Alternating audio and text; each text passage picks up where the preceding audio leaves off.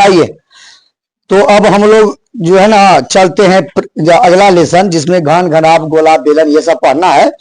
और इस चैप्टर का नाम है आयतन और पृष्ठ क्षेत्रफल। देखिए, ये मेंसुरेशन का ही पार्ट है। क्या नाम है? आयतन और पृष्ठ क्षेत्रफल। इसके बारे में आप लोग सूत्र वगैरह जान चुके हैं, क्या करना है, कैसे करना है, ये सब समझ चुके हैं, है ना। अब हम लोग चलते हैं और देखिए, ये है प्रश्नावली आपका 2। प्रश्नावली बोलिएगा कि सर प्रश्नावली 1 क्या हुआ, है ना। तो प्रश्नावली 1 हम लोग जो वृत्त पढ़े थे अभी तुरंत, वृत्त से संबंधित क्षेत्रफल, तो वो था प्रश्नावली 1। और ये है प्रश्नावली 2। अब इसमें क्या है, आपको बताए थे कि मेंसुरेशन में 2 प्रकार के आकृति का अध्ययन हम लोग करते हैं। किस किस का? एक 3 डायमेंशनल और एक 2 डायमेंशनल। 3 डायमेंशनल का वो मतलब क्या होता है कि ऐसी आकृति जिसको हम बिल्कुल किसी पेज पर उतार, पूरी भाग को पेज पर नहीं उतार सकते हैं जनरली भाषा में, उससे हम लोग क्या कहते हैं? 3 डायमेंशनल। गोला, बेलन, शंकु, घन, घनाभ, ये सब जो था। तो आइए हम लोग प्रश्न संख्या 1 पर चलते हैं। प्रश्नावली 2 का प्रश्न संख्या 1। देखिए, प्रश्न कहता है कि 8 सेंटीमीटर किनारे वाले एक घन को 2 सेंटीमीटर किनारे वाले कितने घनों के रूप में रूपांतरित किया जा सकता है। फिर प्राप्त सभी घनों का एक जगह एकत्रित, मतलब एक जगह पृष्ठ क्षेत्रफल क्या होगा। तो आप बताइए। देखिए, पहले क्या बोला कि एक घन है। क्या है? एक घन है। आपको घन के बारे में बताए हैं। क्या बताए हैं? कि 2 वर्ग को जोड़ के एक घन बनता है, बताए हैं ना। तो बताइए, और घन की आकृति ऐसी होती है, बताए हैं ना। अब डिट्टो नहीं मिलाना है, समझ गए। ऐसा है जिसमें बोला है कि जो दिया हुआ है उसका जो भुजा है वो 8 सेंटीमीटर है। और नया जो बनाने के लिए बोला है, एक नया घन बनाने के लिए आपको बोला है, जिसके बारे में क्या बोला है कि ये 2 सेंटीमीटर भुजा होगा।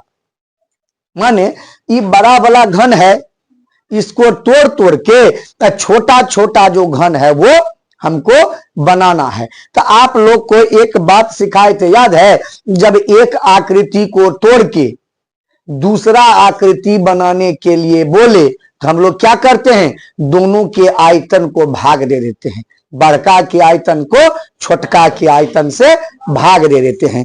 तो अगर आप जनरली भाषा में नहीं समझे तो ऐसे समझिए, बड़े घन का किनारा कितना दिया हुआ है? 8 सेंटीमीटर। और साथ में छोटे घन का किनारा कितना दिया हुआ है? 2 सेंटीमीटर, है ना। आपको पहले क्या ज्ञात करना है? 2 सेंटीमीटर वाले घनों की संख्या। देखिए, क्या ज्ञात करना है? संख्या। तो संख्या ज्ञात करने के लिए अभी तुरंत बोले हैं, क्या करेंगे?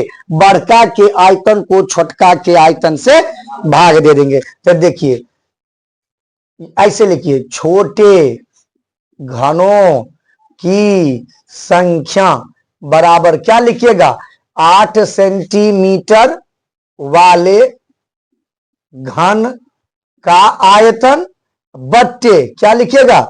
2 सेंटीमीटर वाले घन का आयतन। ठीक है। तो बताइए, 8 सेंटीमीटर घन का क्षेत्रफल क्या होता है? भुजा क्यूब। क्या होता है? भुजा क्यूब। किसके? बड़का का। तो सीधा हम ये सूत्र तो समझ गए ना। तो लिख दें तो क्या हो जाएगा? 8 का क्यूब और बट्टे में 2 का क्यूब। 8 का क्यूब यानी कि, अच्छा देखिए, गुना बड़ा हो जाता है, छोटा कर, अच्छा स्क्वायर हो गया। 8 का क्यूब का मतलब क्या है? 8 3 बार हुआ ना। और 2 का क्यूब का मतलब क्या हुआ? 2 3 बार। तो 2 दूनी 4 दूनी 8, एक बार खत्म। अब क्या हुआ? 64 सेंटीमीटर नहीं, 64 गो घन बनेगा। क्या था? घन बनेगा।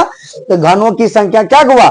मतलब इसको जब तोड़ेंगे, माने इसको पिघला कर जब दूसरा इतना सेंटीमीटर वाला घन बनाएंगे तो क्या था? बनेगा 64 बनेगा। अब बोल रहा है प्रश्न में कि इस 64 घन का क्षेत्रफल कितना होगा।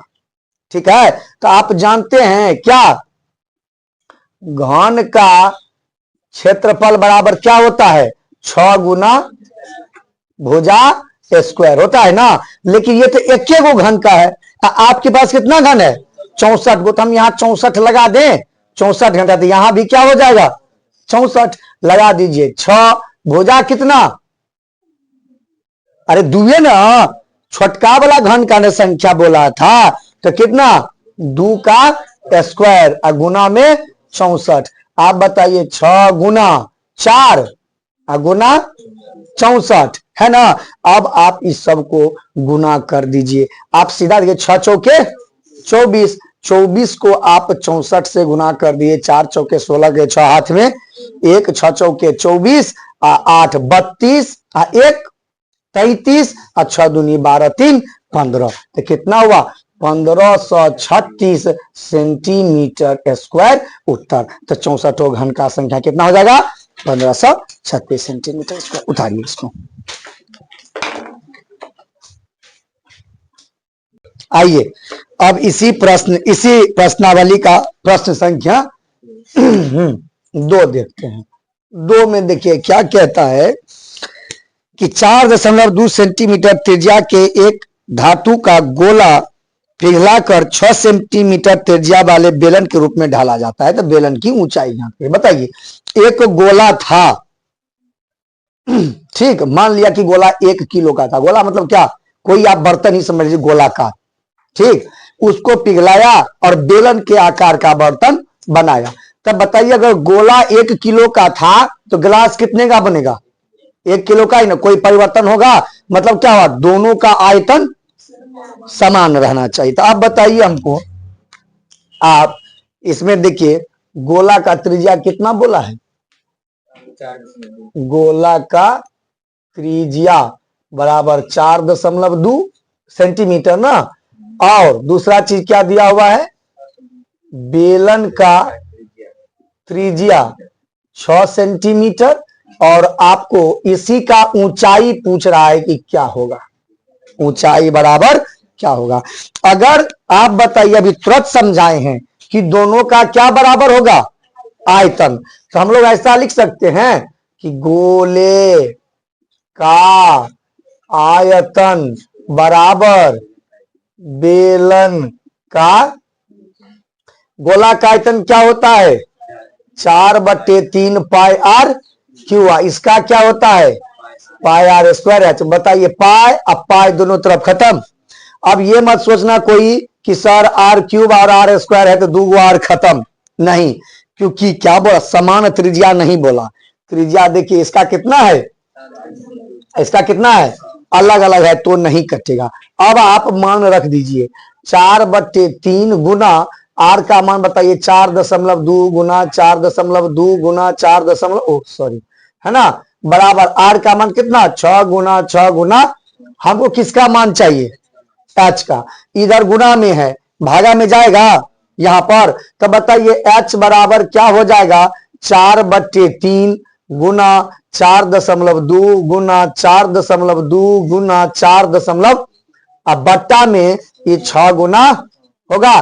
बताइए आप 6 7 0.7, क्योंकि एक के बाद दशमलव भी है उसमें, फिर 6 7 0.7, और फिर बताइए 3 से ही 14 बेर में तो 1.4। अब बताइए आपके पास h बराबर बचा क्या, 4 गुना 1.4 गुना 0.7 और गुना 0, और सबको आप गुना कर दीजिए, समझे, 7 7 49 और 14 चौके 56। तो क्या हुआ, एक बार 56, एक बार दशमलव को भूल जाना है, दशमलव को भूल जाना है, गुना कीजिए 9 छक्के 54, हाथ में 5, 9 पचे 45 और 24, 45 और 24 69 और 5 74, 74 के 4, हाथ में 7 और 5 चौके 20 और 7 27। अब देखिए गुना में दशमलव अपना अपना स्थान बदलता है, तो 1 2